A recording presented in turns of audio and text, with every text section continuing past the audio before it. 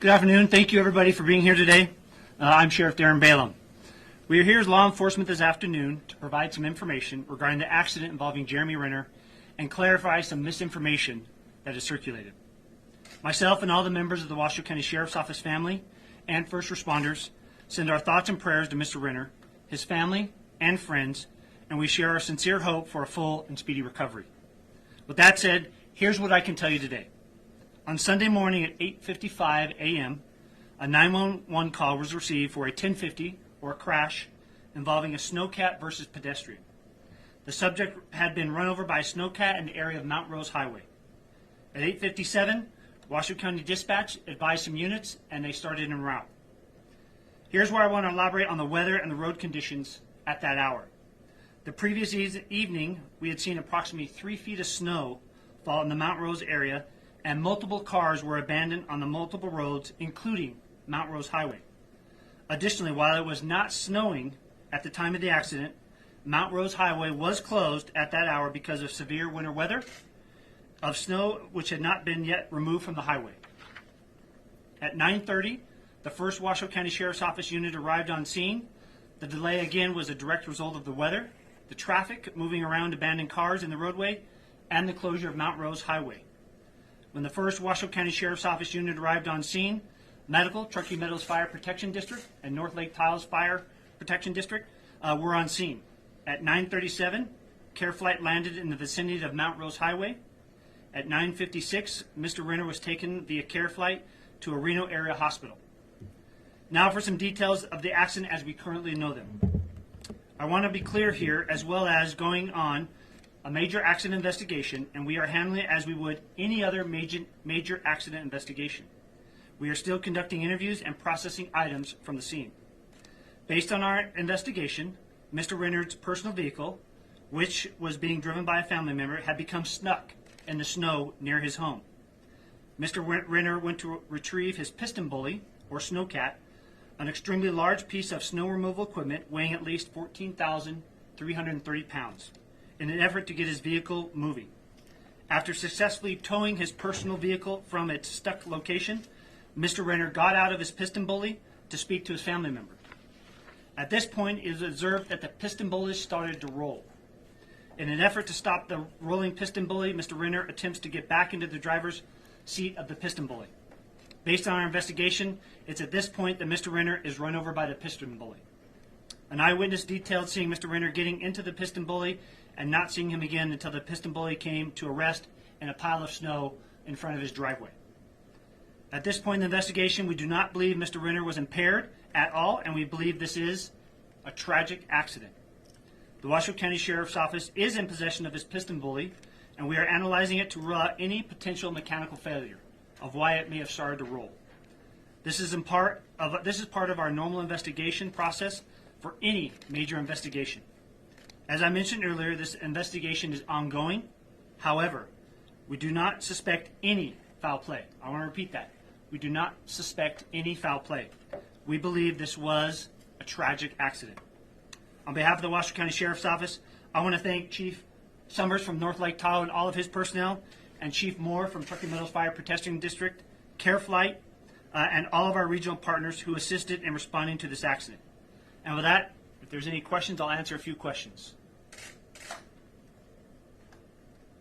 Otherwise, can anyone drive a snowcat? Is that something you need a license for, or? It was on a private road, so he can drive that snowcat. And in this instance, as Mr. Renner always does, those private roads, he was being a great neighbor, and he was plowing those roads for his neighbor, because up there, again, they had 3 feet. Sheriff, I just wanted to make sure I clarified on something you said. You said the snowcat started to roll. I presume that means it was rolling over on its No, it started just to move forward. Okay, thank you. You're welcome. Do you have any more details on his injuries? For that, we're going to refer to the family. I believe they made a statement earlier today on his well-being. And again, all we want to say from all of us here as first responders, we are keeping him and his family and friends in our thoughts and prayers. So you're looking at the plow thing to see if it had a mechanical issue. Was it running? It was still running. You don't know if it was like. Does that device have a park? It has a park, and so like we would because of this having such severe injuries, we want to make sure that with that mechanical machine, that was there any mechanical failure, had he put in park or whatever. So that's anything we would do on any major investigation that we had. And so this is just something that we'll impound. We'll have our mechanics and our major accident investigation team go through and rule out that. Was medical, did anyone here up or any of the officers who responded provide any kind of medical treatment when you arrived? You know, I would say they all did. After Mr. Renner was run over by the piston bully, there was some neighbors that also brought out some towels to help. So, you know, I want to thank them as well for their quick response in helping Mr. Renner while all of us first responders were responding. But first aid was rendered to him. Was it hard for the helicopter to land, given the conditions? It was, and that's why it took them a little bit. As I know, there's a video already out there on social media. Just because of the weather, all of the snow that we had just gotten, they had to find a safe landing zone for it. There was an early report that a neighbour who's a doctor, a medical doctor, gave a tourniquet. Is that correct? What I can tell you was there was no doctor on scene. It was some good neighbors of Mr. Renner's that came out with some towels and rendered some aid. And that's what I can say. And did they tie a tourniquet? That part I do not know. I just know that they came out with some towels and helped them until all of the first responders could get there. Do you know how much snow there was up there at the time? There was about 3 feet that we had just received on top of whatever else they had received prior to this big snowstorm, but 3 feet of fresh snow. Did that complicate the rescue? It did because Mount Rose was closed, and as you may have noticed during that time, we had about 13 to 20 cars that were abandoned from the bottom of Mount Rose all the way to the top. So trying to get them and get around for the fire engines, the ambulances. That's why, again, for fire, they collaborated from both sides of the Mount Rose Highway and came together to help. I just wanted to clarify, you said he was trying to get back into the snowplow. Was he able to get back in and then was thrown out, or he just... That part we don't know. We're waiting to talk to Mr. Renner. What sort of condition was he in when you guys arrived? Was he conscious? He was speaking to the first responders. And I've seen it reported that he suffered chest wounds and some orthopedic injuries. Can you comment on whether or not That part I don't know. I'd have to refer you to the family and let them answer those, or the hospital. Do you have any details on how common an accident with a snowcat is? No, not off the top. I would have to tell you probably there's always at least, because this type of snowcat is one you'd see at ski resorts, that there's always these type of injuries or accidents that occur, but the exact number I do not know.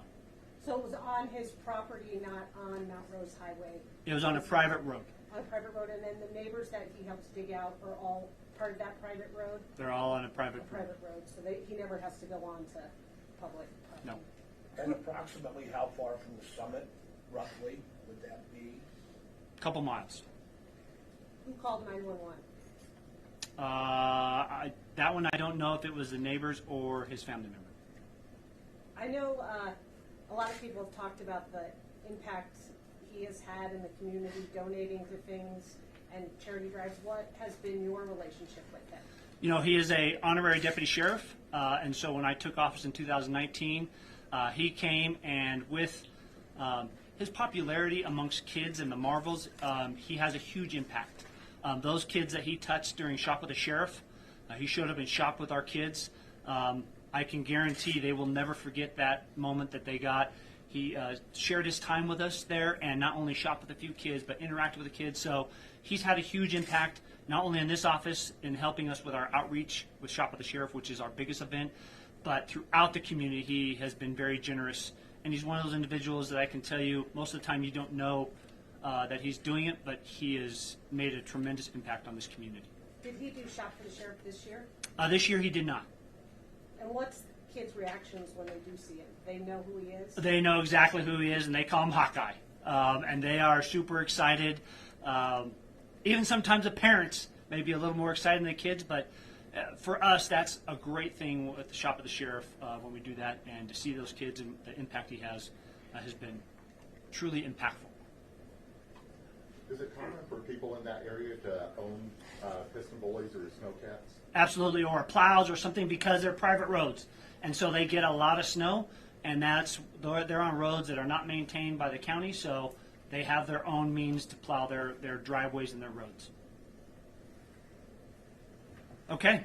With that, I want to say thank you again for coming. I appreciate you taking the time. And again, our thoughts and prayers are Mr. Renner and a speedy recovery. Thank you very much.